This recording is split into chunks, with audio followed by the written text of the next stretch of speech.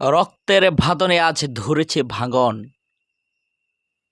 কাগজের নোটগুলো যতই ভারী হচ্ছে, রক্তের সম্পর্কগুলো ততই হালকা হয়ে যাচ্ছে।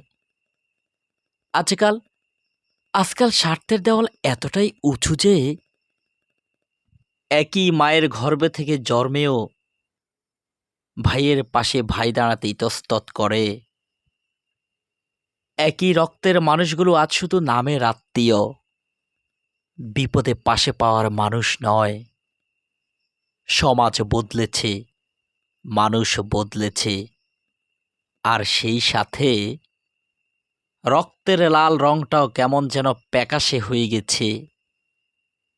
সবচেয়ে বড় সত্যি এটাই, আজকের দিনে রক্তের সম্পর্কের চেয়েও স্বার্থের সম্পর্ক অনেক বেশি জোরালো।